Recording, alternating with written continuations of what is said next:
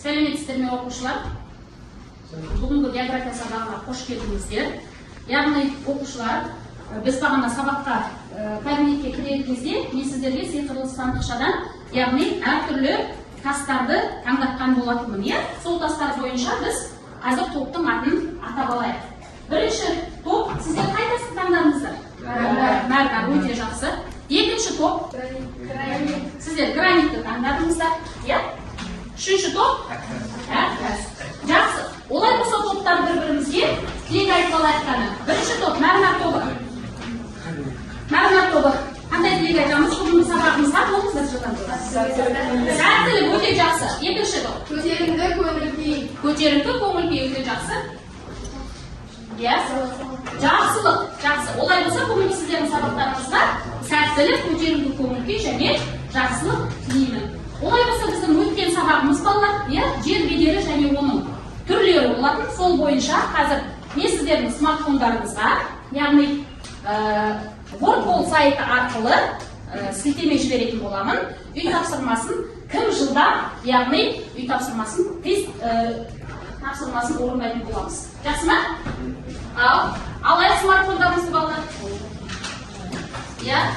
Смартфондарымызды алайық. Ал, мен сіздерге жібердім.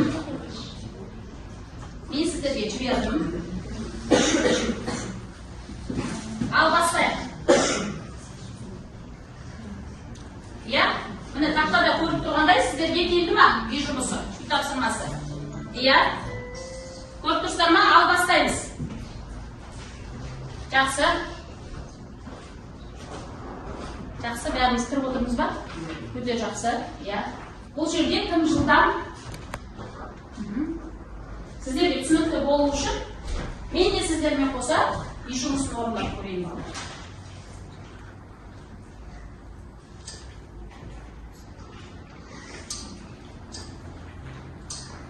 Сіздерге осылай орындап жатсыздар ма?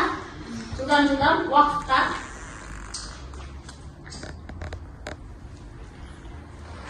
Уақытқа балалар, дұрыс құрысын.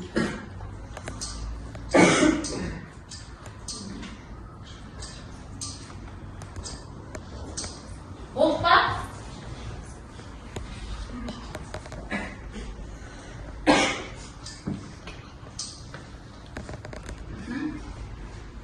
Орындадық па?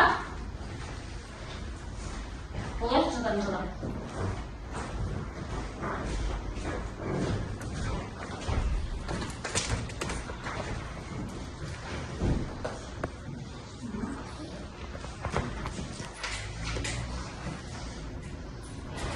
Болды қойды ме балдар?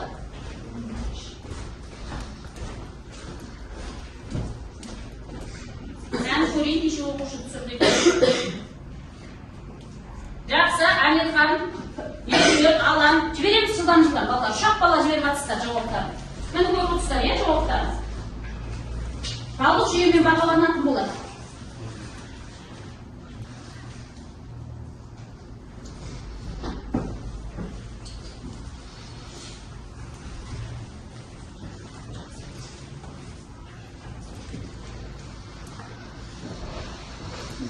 Қансы қалдыңыз ба? Жібердік па? Жібердік па? Өте жақсы. Өте жақсы. Уақытқа.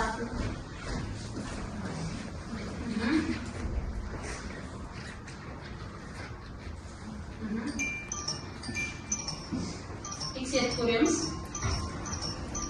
Сіздердің жауаптарыңыз шықты ма? Сіздерде дұрыс жауабы? Мен мысалы өзімнің атымды жазамын.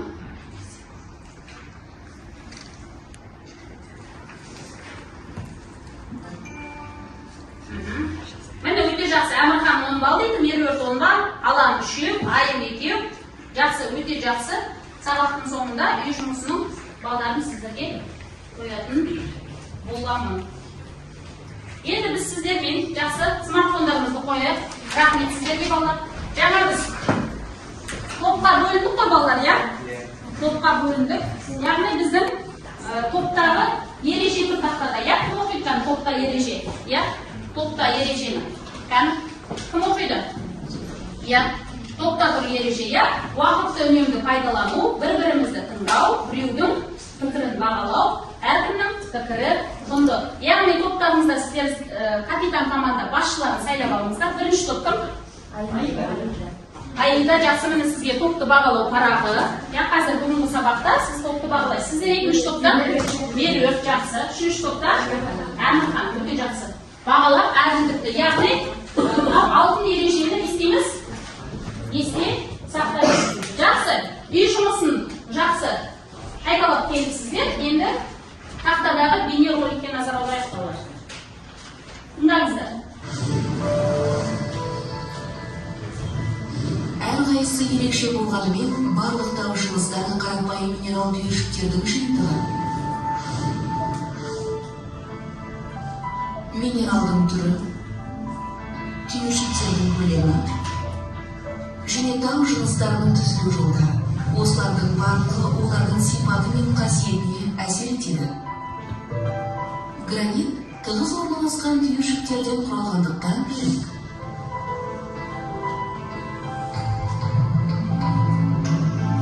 Ал құм дөңгелек түйіршіктерден құралып, арасында ұсақ бос орындар қалғандықтан жұмсақ әрі түйін.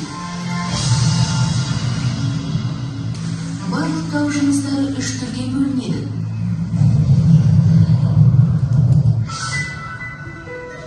Лай тұнбасы мына теңізге бағытталған өзенді қоңыр түске бояйды, ақырында сол жақта шөгеді.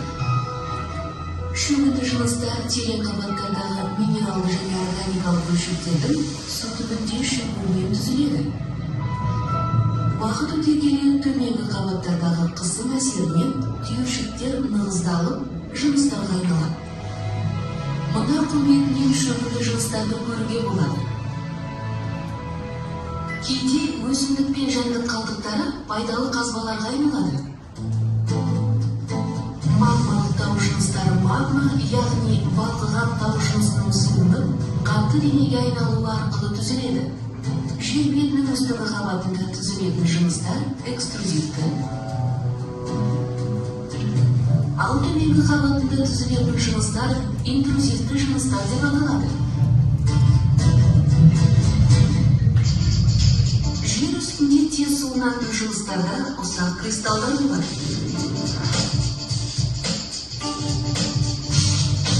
Ал баяу суынатын тереңде жатқан жыныстар ірі кристалдардан тұрады.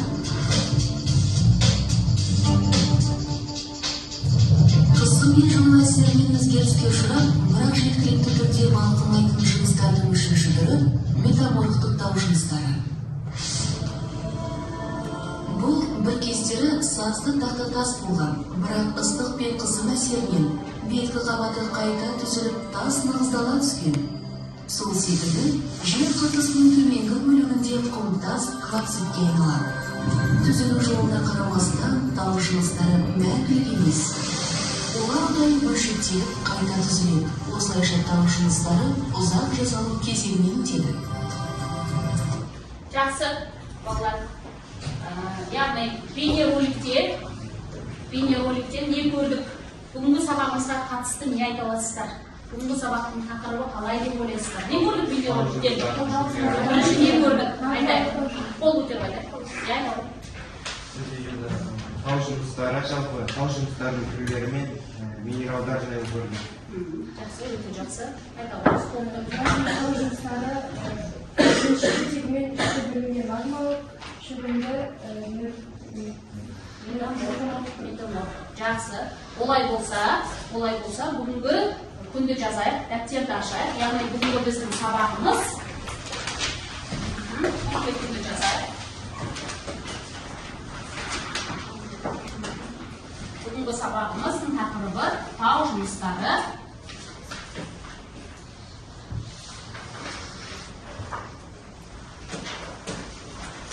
Және минералдардың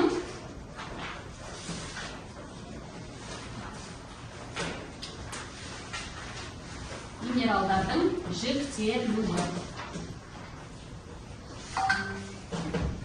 Енді сабағымыздың мақсаты, яғни тау жыныстары туралы білеміз, тау жыныстары туралы білу, тау жыныстары мен минералдарды түрлі белгілері бойынша ажырата аламыз.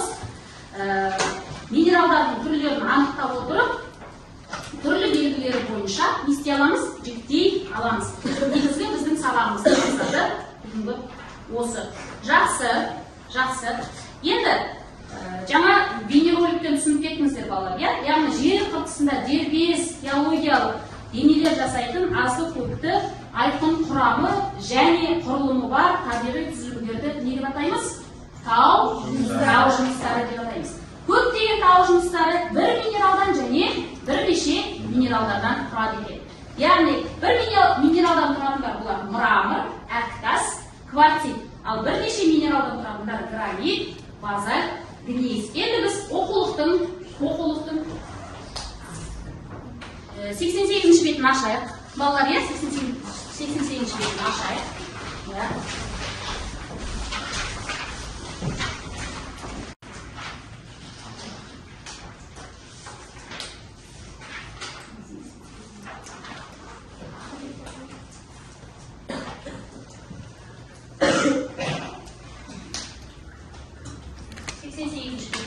Яғни, бірінші тапсырма бізде, тоқпашылар жазып қоясыздар. Бірінші тапсырма бізде, тақтада көріп тұрсыздар, ойлан, топтас, бөліс. Яғни, оқулықтағы мәтінді пайдалана отырып, бірінші топқа магмалық тау жыныстарын тауып алайықшы, мәрмәр тобы. Магмалық тау жыныстары бар ма? Магмалық тау жыныстары таптық па? Жақсы. Екінші топ тауып алайық қана. Метаморфты тау жыныстары бар ма сіздерде? Иә. Келесі топ.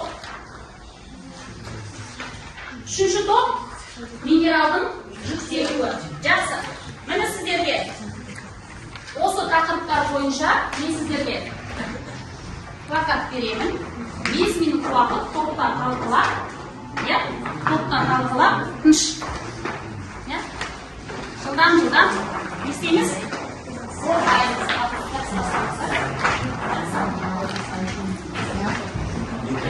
Енді балалар, бұл жұмысты орындау үшін мен сіздерге тақтада қазір осы жұмыстың дескрипторын шығарып қоям балалар.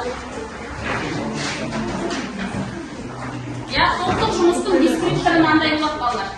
Бірінші, тау жыныстарының шығу тегіне қарай топқа бөлсеңіздер, бір балл аласыздар.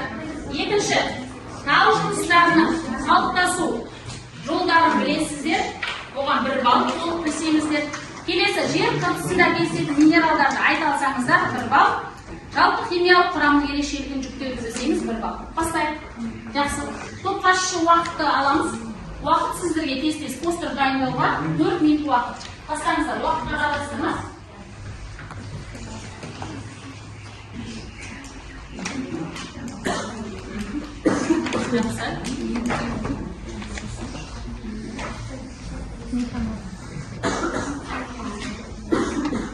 Әділет,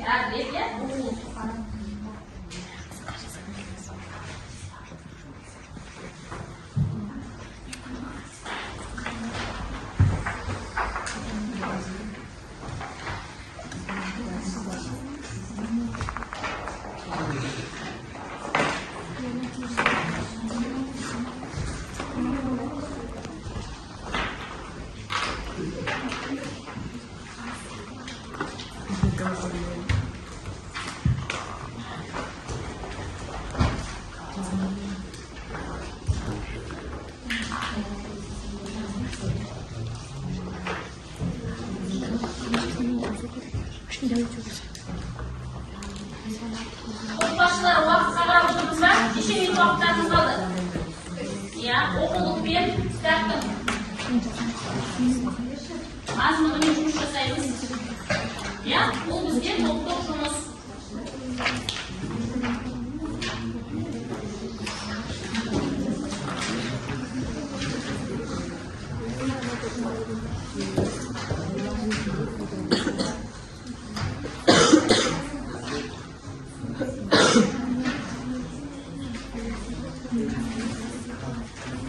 Жақсы, бәріміз топпен жұмыс жасаймыз. Өте жақсы.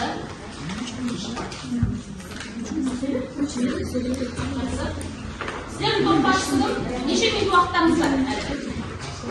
2 minut uақытыңыз бар. Жақсы. Sizlerде де сол шамада, иә, 2 minut.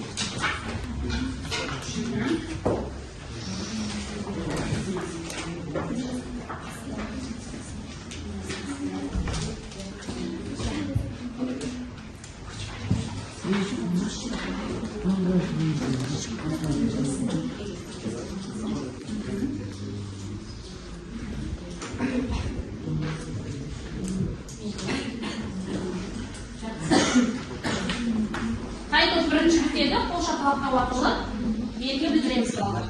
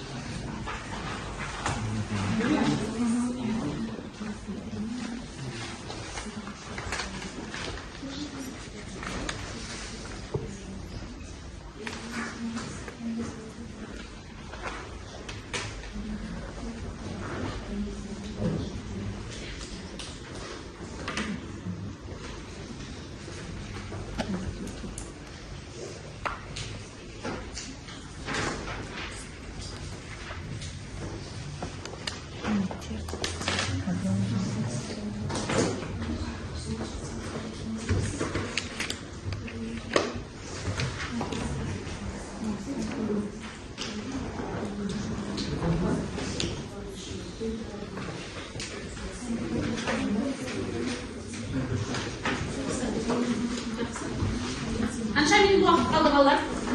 1 минут, жақсы.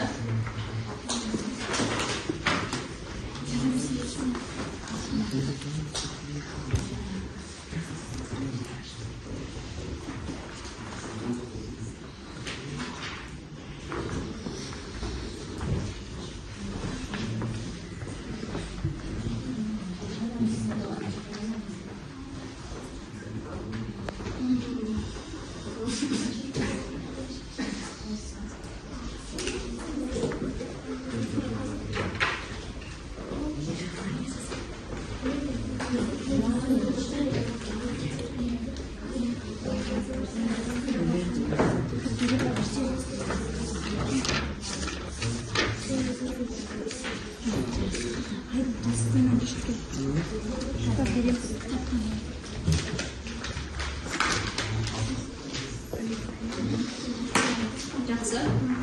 Болып қалды, иә балалар? Аяқтайық. Уақыт жақындап қалды. Уақытты тиімді пайдаланамыз. Жату ережесі бар еді ғой. Иә, бір-біріміздің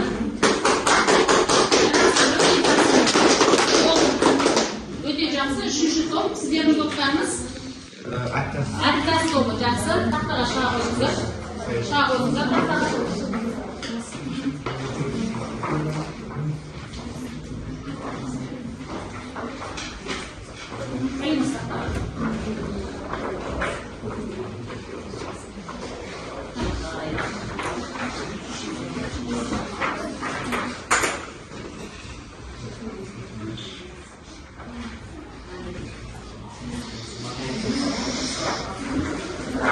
Сіздерге берген тапсырма минералдардың жіктелуі. Жақсы. Қайта отырсақ. Минералдар тоғыз бөлінеді. Гранит және мәрмәр тобы тыңдаймыз. Тастаңыздар. Минералдар жіктелуі. Яғни минералдар 9 классқа бөлінеді. Тотыққан заттар және гидрототықтар 200-ге жуық минералдар біріктіреді. Мәселен кварц, абал және лимон сияқты минералдар. Фосфаттар, яғни 260-ға жуық минералдарды қамтитын күкірт қышқылдарының тұздары, ал галоидтер дегеніміз 100-ге жуық минералдарды бар галоидті қышқылдардың тұздары. Карбонаттар құрамына 80-ге жуық минералдарды қамтитын көмір қышқыл тұздары, силикат, кремний қышқылы тұздары. Жақсы, өте жақсы. Тағы топтарымызда топтарастар ма аттас тобы? Минералдардың жүктелуі, яғни 9 классқа бөлінеді дейді. Жалпы бүкіл минералдарды топқа бөліп, әрқайсысын жіктеп шығу. Әрқайсысын жіктеп шығу. Яғни 9 классқа бөлінеді. Соның ішіндегі сіздер неше көрсетіңіздер? 6 негізгілерін көрсетіңіздер. Өте жақсы отыра ғой. Жарайсыздар. Бірінші топ шығамыз дейді, мәрмәр тобы шығыңыздар, қорғауға.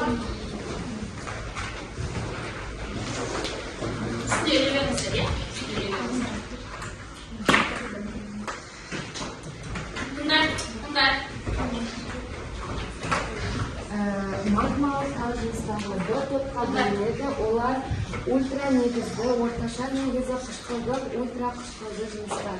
Магма жердің беткі қабатына жеткен жағдайда төгілген эффузивті магмалардың жыныстарынан қалыптасады. Магманың тереңдікте және жер бетінде суыну жағдайлары әртүрлі. Шығу тегінің жағдайларына химиялық және минералдық құрамына қарай жіктеледі. Эффузивті тау жыныстары андезит, обалдиан, базалит. Магмалық тау жыныстарын түрлі газдармен және су буымен қаныққан магманың судың нәтижесінде пайда болады. Интрузивті тау жыныстары гранит, гранит, гранит. Жақсы, балалар, яғни бірінші топқа берілген магмалық тау жыныстары екіге бөлінеді екен, иә? Қандай бөлінеді? Екіге бөлінеді, яғни интрузивті және эксклюзивті тау жыныстары болып бөлінеді. Жақсы. Екінші топшыға қойылады.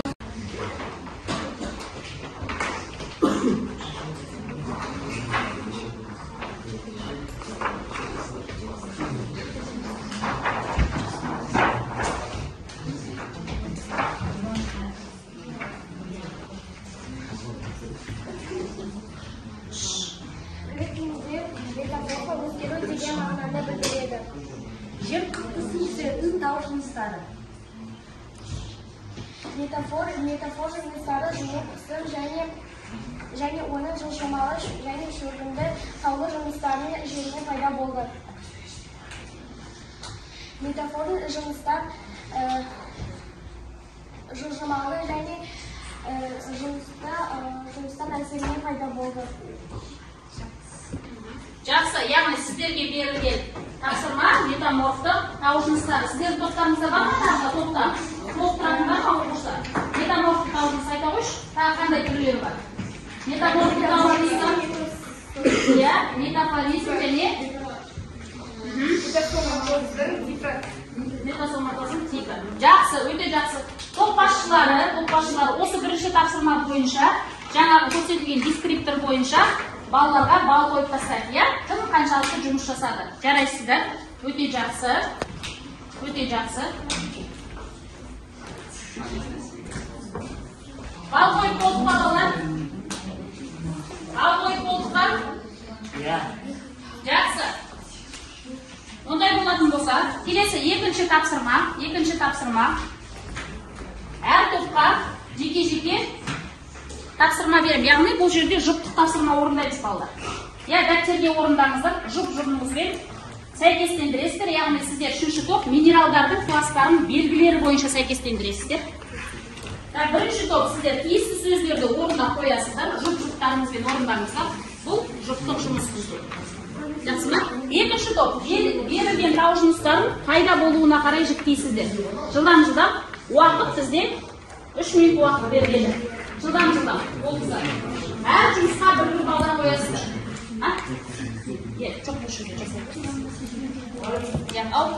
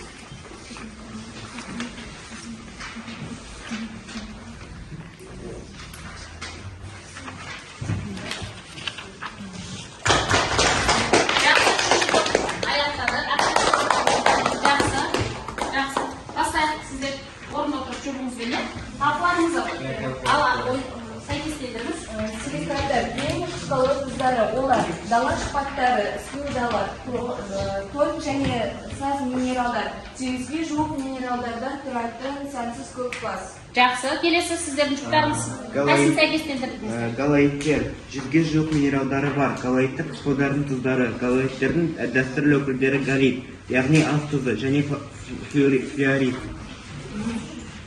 Және тозыққан заттар және Бұл құрамында 200-ге жоқ минералдарды қамтитын күкірт қышқылының тұздары, минералдарының ішінен неғұрлым кең тарағандары гипс пен ангидрит. Сіздің жүк қайсы? Карбонатта құрамына 80-ге жоқ минералдарды қамтитын көмір қышқылы тұздары, минералдардың ішінде кең тарағандары кальцит, магнезит және доломит. Жақсы. Екінші топ сіздерге берілген тау жыныстардың пайда болуына қарай жіктелген, иә? Бірінші сурет магмалық тау жынысы магманың қатуына пайда болды. Екінші сурет метаморфтық тау жынысы аптастың жоғары температура мен қысымның нәтижесінде осы тау жынысына арналған. Жақсы, отыра ғой. Үшінші суретті айта ғой. Шөгінді тау жынысы органикалық заттардың қалдықтарынан пайда болды. Жақсы, жақсы. Келесі. Бірінші топ мәлімет тобы. Ес сөздерді қойып шықтық па? Болмыса кеспес.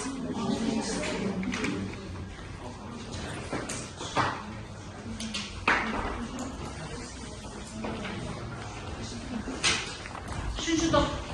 Жаңағы екі топ сізде.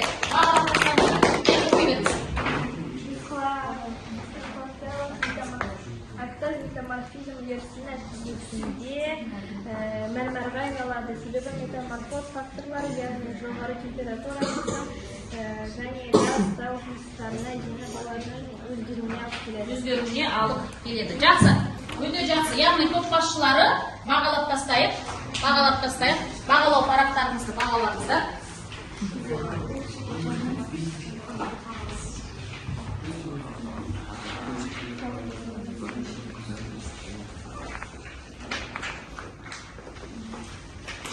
Жақсы бағаладық қой.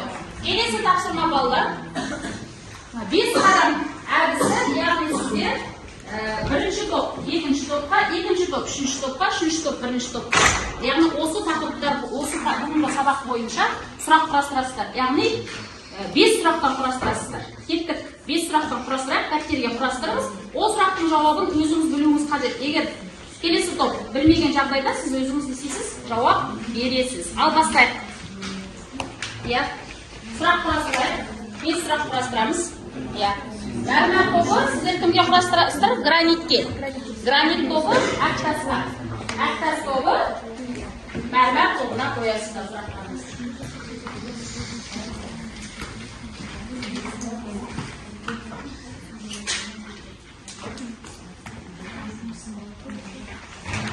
Mərmər topu qalay jiklərdir. Qayıt tavşanın jikləri.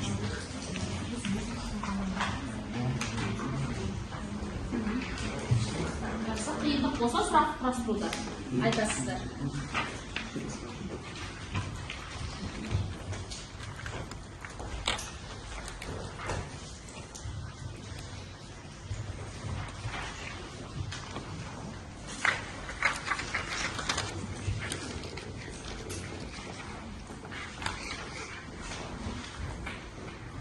Дәптерге жазамыз, сұрақтар жазып, оның да жауабын білуіміз қажет. Яғни осы тақырыпқа шығамыз. Біздің тақырыбымыз тау жыныстары минералдардың жіктелуі тақырыбы бойынша талқылау. Сұрақтар қояйық.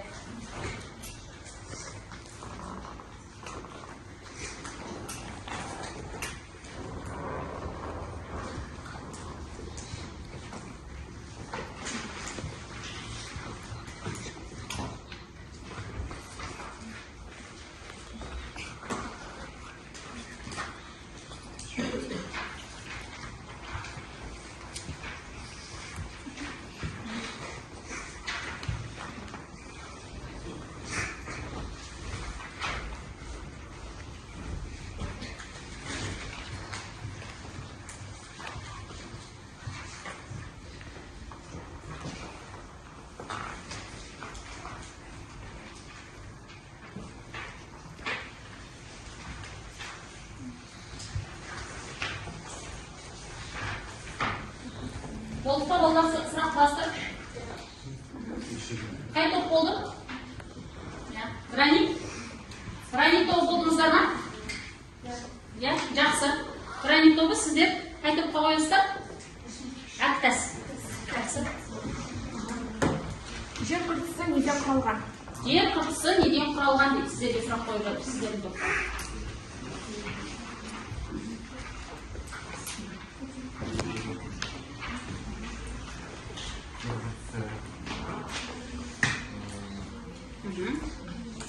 Жер қыртысы неден құралған? Ауа түрлі жыныстар мен минералдан құралған. Өте жақсы. Дұрыс па? Жақсы. Отыра ғой. Келесі сұрақ қойыңыз. Тау жыныстары шығу тегімен қанша үлкен топқа бөлінген? Жақсы. Басқа жоқ па? Әмірханымызға жауап береміз, топта жұмыс жасаймыз. Қанша топқа бөлінген? Тау жыныстары.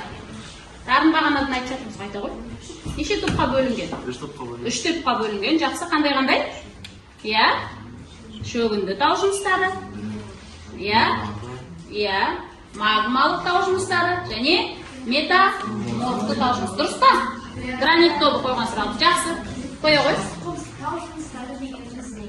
Тау жыныстары дегеніміз не? Тәніп жұбаныш жауап беріңіз. Тау жыныстары деп нені айтасыз?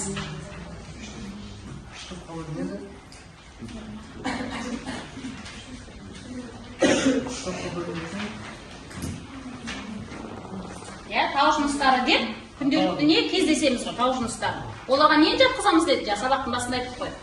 Гранит, мысалға, ақтас. Кім жауап береді? Топтарымызда көмектесіздер, Әмірхан. Тау жыныстары дегеніміз пайда болуына қарай үшке бөлінетін биік жалпы тауларда кездесетін минералдардың түрлері. Тауларда емес шатыспаңыз, иә? Тау жыныстарын айтамыз, иә? Жалпы табиғатта кездесетін. Дұрыс па? Дұрыс жауап берді ма сұрағыңызға? Өзіңіз жауап бере аласыз ба? Айта ғой. Тау жыныстары дегеніміз жер қыртысында дербес биологиялық денелер жасайтын азды көпті айқын құрамы және құрылымы бар табиғи түзілімдерді тау жыныстары дейді. Иә, табиғи түзілімдердің бәрі тау жыныстары, иә? Минералдар болсын. Иә, жақсы, өте жақсы. Келесі, қай топ қояды? Мәрмәр тобы, жақсы. Гранит тобы дайындап отырмыз жауап беруге. Тау жыныстарын құрайтын заттарды не деп айтамыз? Жақсы, ал тау жынысын құрайтын заттарды не деп айтамыз? Айта ғой, не білесің соны айта ғой. Тау жынысын құрайтын заттарды не деп айтамыз? Олар үшке бөлінеді, магмалық, шөгінді, Қазір өзін жауап беремін дейді, ал? Гранит, бензот, гейс. Гнейс, жақсы. Яғни, тау жыныстары бір минералдан және бірнеше минералдардан тұрады деп едік қой, иә, минералдар. Міне соған сұрақ қойып тұр. Жақсы. Минерал деген не? Гранит тобы. Жауап береміз. Минерал дегеніміз не?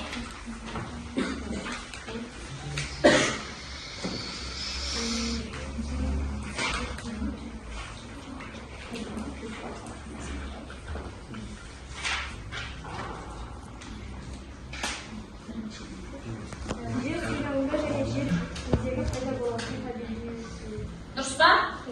Өте жақсы. Тағы бір сұрақ бар ма? Тағы басқа, тобыңызда басқа да сұрақ жоқ па? Құрастырған жоқсыз ба? Алам, қандай сұрақ құрастырдыңыз? Тыныш тыңдай. Гранит қандай минералдан тұрады дейді? Жаңа айтып қой, минералдар бір немесе бірнеше минералдан тұратын деп бөлінетін деп, иә? Гранит қандай минералдан тұрады? Жоқ. Қандай минералдан тұрады?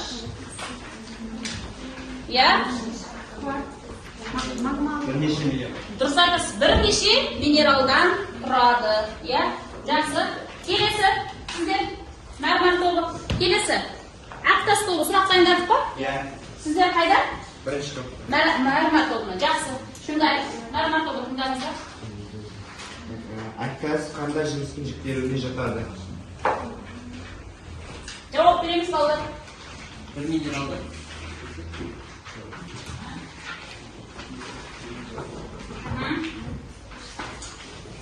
Бар ма жауап? Айта ғой. Мономинердегі жыныс. Жақсы. Дұрыс па? Анагендік жіктері. Жыныстардың? Анагендік. Алай. Иә. Ақтас сұрағымыз қалай? Қайталақшы. Ақтастың жыныстың жіктеріне қай түріне жатады? Мана минералды жыныс. Дұрыс па? Дұрыс айттыңыз ба сіз? Дұрыс айттыңыз. Жақсы. Келесі қандай сұрақ бар тағы? Метаморфтық тау жыныстары қалай жіктеледі? Метаморфты тау жыныстары қалай жіктеледі дейді мәрмәр тобы. Метаморфты тау жыныстары қалай жіктеледі? Иә? Метаморфты тау жыныстары қалай жіктеледі? Иә? Таптық па? Жоғары температурада. Ау? Иә? Метаморфты тау жынысы жалпы өзі қалай пайда болады? Ненің атқылауынан? Лаваның. Иә, лаваның атқылауынан. Тұрып жауап беріңізші дұрыстап. Иә? Метаморфты тау жыныстары. Атқылауының нәтижесінде пайда болады. Пайда болады. Жақсы, дұрыстап. Жақсы, тағы сұрақ бар ма? Айым айта ғой. Шөгінді тау жыныстары қандай топқа бөлінеді? Шөгінді тау жыныстары қандай топқа бөлінеді дейді. Жылдам балдар. Иә. Раманадан жасап жатырмыз ғой. Басқа топты айтам дейді қазір. Границ тобында.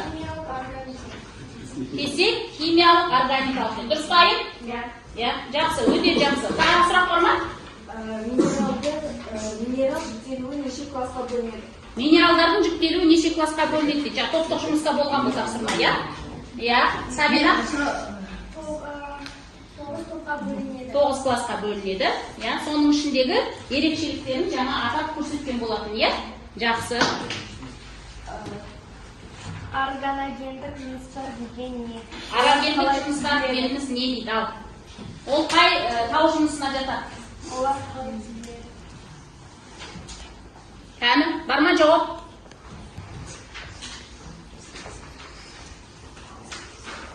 Айта ғой.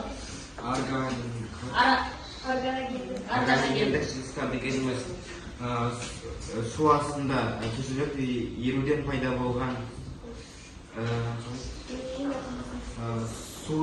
сумен қосылу әсерінен пайда болған тау жыныстар. Жақсы, өте жақсы. Мәселен, ақтас, диамон. Жақсы отыра ғой Аймақан, өте жақсы. Яғни әр топ бағалаймыз, кім топта дұрыс жұмыс жасады, нақты балын қоямыз. Енді келесі тапсырма балалар. Атлас картамызға ашайық бәріміз. Атлас картасында Қазақстанның физикалық картасы пайдалы қазбалар картасын ашып, кескін картаны ашайық. Яғни бұл жерде біз картамен жұмыс жасаймыз. Бірінші топ, яғни мәрмәр тобы сіздерге Қазақстандағы,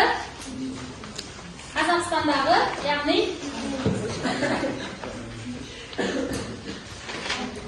бірінші топқа алтын, табыңыздар Қазақстандағы алтын кездесетін орталықтарды тауып, кескін картаға түсіріңіздер. Ашыңыздар карталарыңызды. Иә.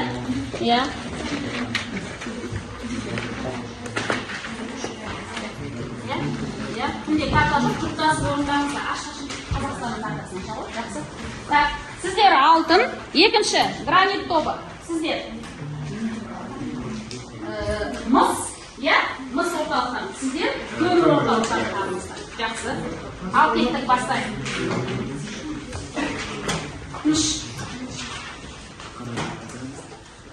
Көмір орталықтан табыңыздар.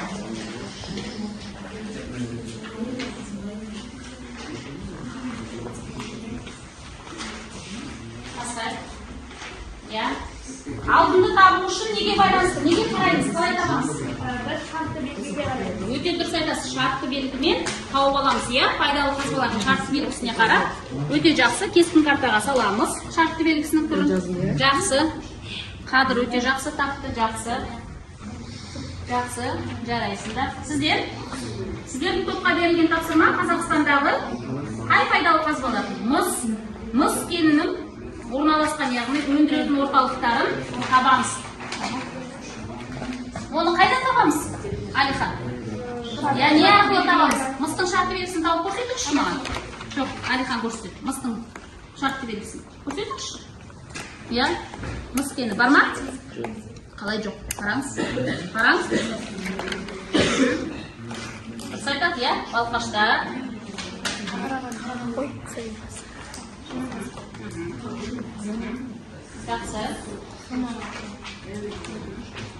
Жақсы, өте жақсы.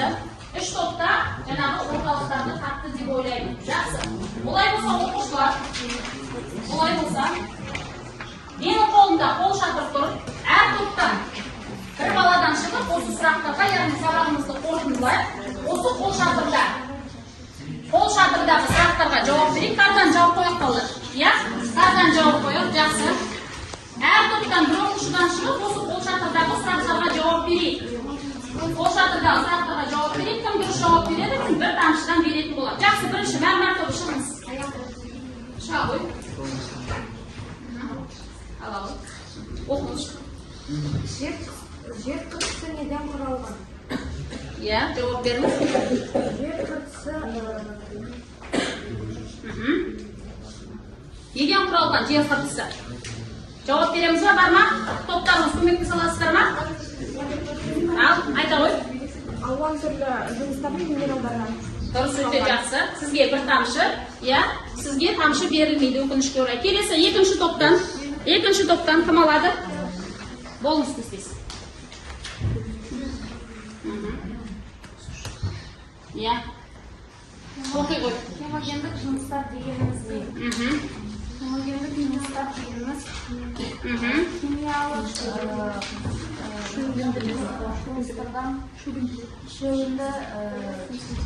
шөгінді тау жыныстары. Шөгінді тау жыныстары, яғни? Иә, жақсы. Келісесіздер ма жауабымен? Бір тамшы. Жақсы, үшінші топ сіздер. Что мен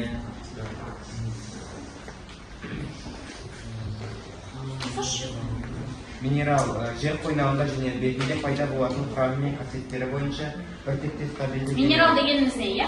Минерал дегеніміз, иә. Минерал дегеніміз. Және де мысалы минералдарға граниттықтар, кварц, дала шпаты, слюдадан тұрады. Тек бір ғана минералдардан тұратын тау жыныстарында кездеседі. Жақсы, сізге бір тамшы беремін. Сізге бір балды қосып қоясыз. Жақсы. Олай болса балдар, бүгінгі сабағымызды қорытындылайық. Яғни, кері байланыс жасайық.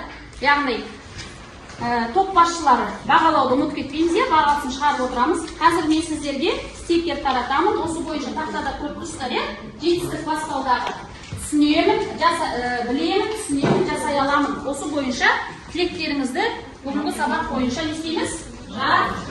Жазамыз. Енді жазамыз. Тілектеріңізді жазып келейік. Пән топ басшысы. Тілектерін жазғанша сіздер бағалаңыздар, тоғыңыздар. Кімге қанша бал қойдыңыз? Балдық жүйемен.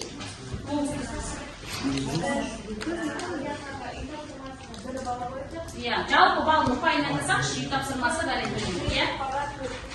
Жиынтық баға? Жиынтық баға 3 балл. 3 балл. Жиынтық баға 3 балл. Ағытпеге тоже 3 балл. Алаңға 2 балл. Нұржігітке 2 балл. Нұрсетке де 1 балл. Жақсы. Яғни, сіздің балыңызға мен де қосам, мысалға. Жақсы белсене қатысып отырған, мысалы, алаңға мен арқарда сіз 3 балл берсеңіз, мен мысалға 3 балл беріп, ол балаға 6 балл қойғым кеп тұр бүгінгі сабағына, Сосын кім? Топ басшысы бізде кім? Аида. Аида өте белсенділік танытты топта, Аидаға, мысалы, бүгінгі сабағына мен 8 балл қойғым кеп тұр. Қадыр, мысалы, сұрақтарға дұрыс жауап берді, көтермелеп, топ басшысынан бөліп, көтермелеп, мен ол кісіге 7 балл қойғым кеп тұр. Тақтым. Постер қорғаған кім Ақеркеменен Аяна. Бұл кісілерге де 7 балдан қоямын. Сұраққа дұрыс жауап бере алмадыңыз, келесі сабақта белсенділік танытасыз, сіздер белсенділік танытасыздар. Жақсы, екінші келесі тройник тобы.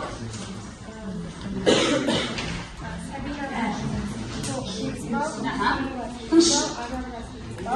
Малика 8 балл, Айгүл 6 балл. Бұл топтар жұмыс жасалып отыра қойыңыз. Жақсы, бүгінгі сабақ бойынша топ басшысынан бөлек мұғалім ретінде мен мысалға Меруертке 2 балл қосқым кеп тұр. Яғни белсенділік танытқан үшін 7 балл қойсаңыз, Меруертке мысалға 9 балл.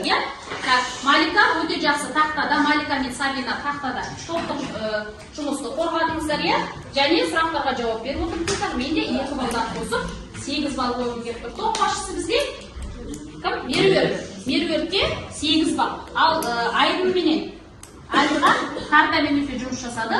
Бұл кісілерге сіз 5 балл қойсаңыз, мен 1 балдан кісілерге қосам, сонда 6 балл алатын болды. Жақсы ма? Келесі Ақтас тобы топ басшысы Айдын.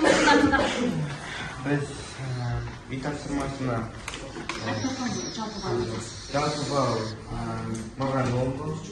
Өзіңізге, иә? Және Алина өте жақсы 10 балл. Одан кейін Дарын өте жақсы таныстырса да көп көмек көрсетті, сондықтан 7 балл. 7 балл. Жұбанышта аса қатты белсенділік танытпаған үшін 6 балл. Ақбайға 5 балл. 5 балл. Айға жақсы белсенді қатысқан үшін 8 балл. Өте жақсы. Сіздің, иә, кейбір жерде мен Әмірханмен отыра қойдым. Әмірханмен мен келісе қоймаймын, иә. Мысалға, әлі кімге Дарынға 7 балл қойыпты, иә. Мен ойлаймын, Дарынға өте жоғары қойған, иә. Мен 2 баллын минус жасап тастаймын. Дарынға бүгін сабаққа 5 балл өйткені сұраққа дұрыс жауап бере алмады. Келісесіздер ме? Иә, Жұбанышқа дұрыс қойды 6 балл. Өйткені ол бала картамен жұмысты жақсы жасады. Алиханменен Алинаға, Әмірхан мен Алинаға 10 балл қойған екен. Мен оған келісемін. 10 балл толық өздерінің еңбектері. Ал Айымға 7 балл қойдыңыз. Мен 1 балл қосамын, 8 балл болады. Жақсы. Ақбайға неше балл қойдыңыз? 5 балл қойдыңыз. Ақбай картамен жұмысты жақсы жасағандықтан мен ол балға 1 балл қосамын. Сонда 6 балл болды. Жақсы. Келесі рефлексия, кері байланыс жасадық па балдар? Иә. Кері байланыстарыңызды ілмес бұрын мен үй тапсырмасын беріп алайын сіздерге. Үйге осы картадағы жұмысты жасалыңыздар. Аяқтаймыз және 2 жуан сұрақ, 3 жіңішке сұрақ құрастырып келеміз. Осы тақырып бойынша. Түсінікті ма? Жақсы. Тақтаға кері байланысты ілейік. Жақсы, сау болыңыздар. Рахмет сабақтарыңызға. Жоқ, айналаңыз, білеміз,